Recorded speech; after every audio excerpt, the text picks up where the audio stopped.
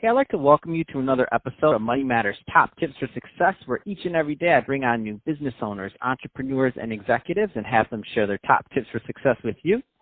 My name is Adam Torres. You can follow me on Instagram at @AskAdamTorres to keep up with my book releases, book tour schedule, signings, all that other good stuff. Always love to connect with you there. And as always, if you'd like to apply to become a co-author of one of my upcoming books, just head on over to the website, moneymatterstoptips.com, and click on Become an Author to apply. All right, so today I have Harry Duran on the line, and he's a podcast strategist over at FullCast.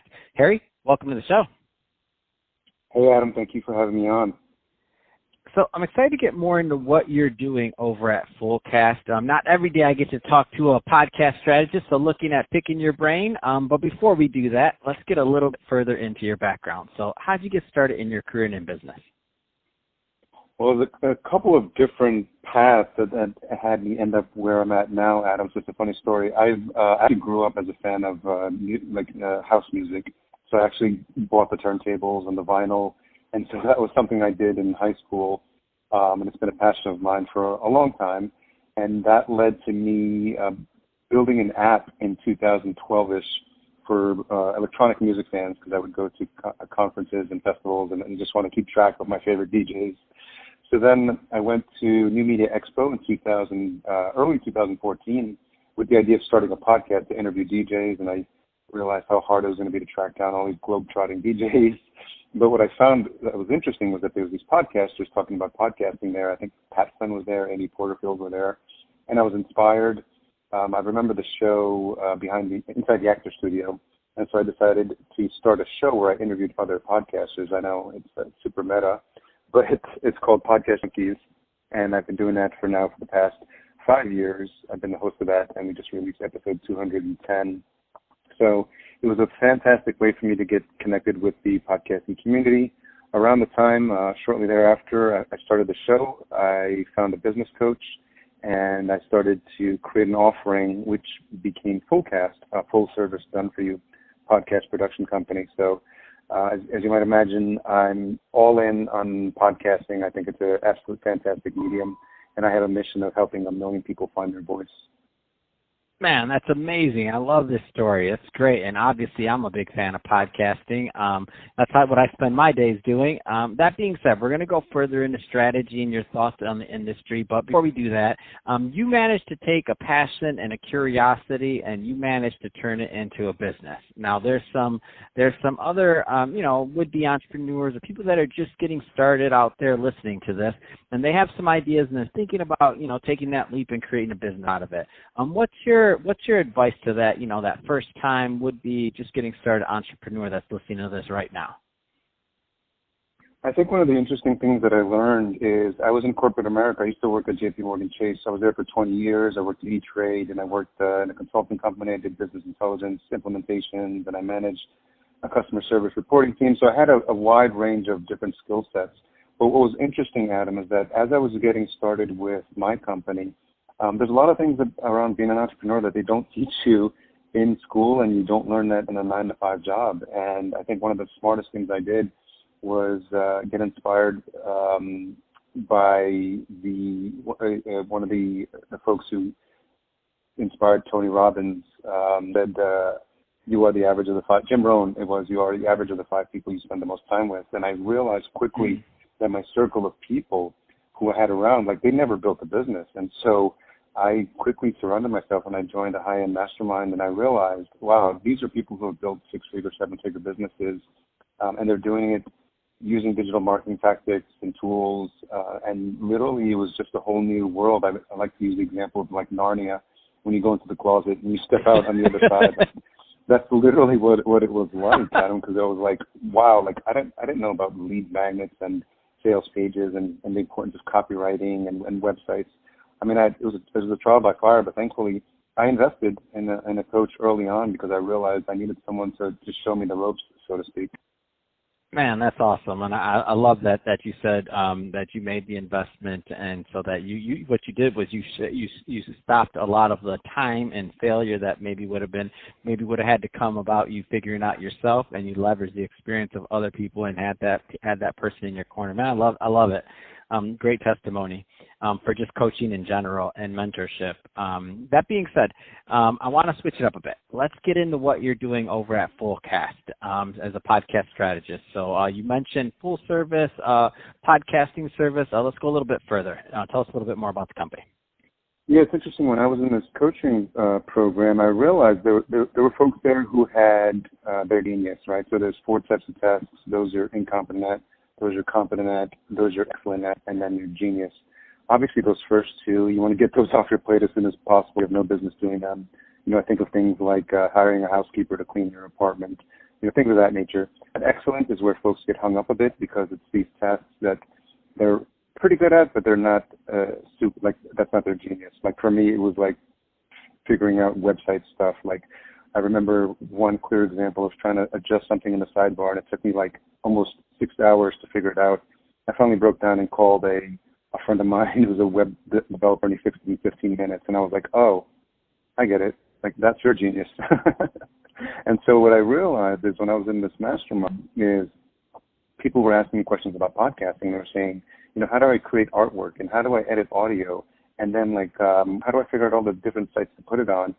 And I realized they were asking me the wrong question, because if you're a thought leader and you're someone who's creating content that you want people to consume on a consistent basis that paints you in a great picture to show that you're the thought leader in that subject, then you want to focus on that. You want to learn how to be a better interviewer. You want to learn how to create compelling content in a short amount of time, 20-minute, 30-minute episodes.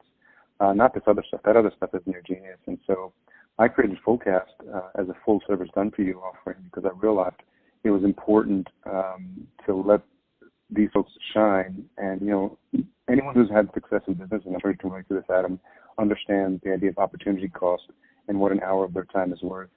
And so, we're really drilled down on working with brands and companies to ensure that we handle all aspects of not only the launch, which is challenging because there's so many different moving parts, but also, there's things like, what's your music going to be? What's your artwork going to look like? Is it up to Apple standards? Do you have a plan for launching the show? Are you creating an episode trailer? What's your music going to sound like? What's your voiceover? Are you submitting it with a proper podcast hosting company? Are you submitting it to all the directories like Apple, Spotify, iTunes, iHeart, Pandora? There's so many coming on board. That's what we do here. We keep and breathe podcasting. I listen to podcasts about podcasting, and I'm really all in on the industry. And so it's something that we make sure we stay on top of. And so we handle all aspects of it from the launch. And then from the marketing perspective, we do all the editing and we do all the marketing. And we actually connect to all the clients' websites and social media accounts. And we actually post the promotion for the episodes on all their channels for them, and then send them their download numbers, even the copy they're going to send to their guests. So think of it as podcasting in a box. Man, that's awesome. I love it. And one of the biggest things there is I think just the power of podcasting, the ability to reach your target audience with your message. Can you talk a little bit more about that? Because I know there's some people out there that still don't quite get what podcasting is and why it's so important. Yeah, thanks for asking. That's a great question. It's a really intimate medium, and I think people underestimate the power of connecting with someone who's interested in specifically what you have to say. A lot of podcasters getting started, they think they have to have thousands and thousands of downloads, but they really don't, especially if you're building a business around it. And you can probably, again, attest to this, Adam, but you just need a core group of fans following you regularly. And Libsyn, which is a very popular hosting company, they put out median numbers. And so if you're getting about 120 downloads within your first 30 days, you're doing better than 50% of all shows. If you get to about the 1,100 mark, you're doing better than 80% of all shows. So I just put those numbers out there in context so listeners can understand. If you just need a core group of folks listening to your message. They listen to you, consistently week in and week out, delivering on whatever topic you're an expert at. For example, I have a couple of clients who are executive coaches, and they essentially have their short episode every week, about 20 to 30 minutes. And then when they're talking to prospects, what they do is they use the episode as, one of my clients calls it a prescription. She says, you know what, that topic we're talking about, I covered that in episode 6 of the show, so go into it and then come back to me and continue our conversation. So it's building up this thought leadership. If there's something really powerful about hearing you teach on a specific subject in your own voice, as opposed to people just reading some copy on a blog post or see post something on social media. There's something really powerful about hearing an expert speak in their own voice about something that you want more information about. So you listen to that on a regular basis. Make sure you have a very clear call to action at the end of each podcast episode, because what's the purpose of putting out that content if you're not telling listeners specifically what's the next step they can take with you? And don't tell them 10 different things. Tell them one thing. 80% of podcasts are consumed on mobile devices. So people are on the go. They're in the gym. They're making dinner. They're walking the dog. And so they just need to know the one thing to do.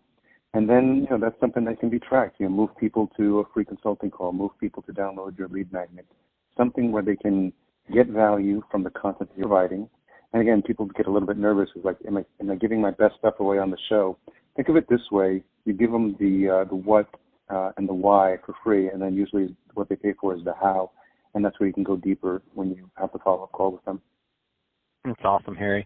So if somebody's listening to this and they want more information or to connect, what's the best way for them to reach out? So what I did is, given the conversation we had about the audience, I have a free lead magnet called the Ultimate Podcast Launch Game Plan, and it's the 6 pillars everyone needs to understand before launching and producing and marketing their show. So I created a landing page just for your listeners, Adam. If you go to fullcast.co/money matters, they can download that PDF for free. It'll help them answer a lot of the basic questions because there's so much information floating around. I put this together so they can get the basics answered about hosting, mics, some of the early questions podcasters have. And if they're looking to connect with me, I'm very active on LinkedIn, so I'd be happy to connect with any listeners on LinkedIn as well. Perfect. Well, hey, Harry, I really appreciate you coming on the show today and share more about your background and all the great work you're doing as a podcast strategist, helping grow the podcast community, man. I love it. I love the work you're doing. And to the audience, as always, thank you for tuning in. Hope you got a lot of value out of this. If you did, don't forget to subscribe to the podcast, leave me a review on the Apple iTunes Store, do all those great things we do to support our podcasters. I really do appreciate it. And Harry, thanks again for coming on the show. Thank you for the opportunity, Adam. I appreciate it.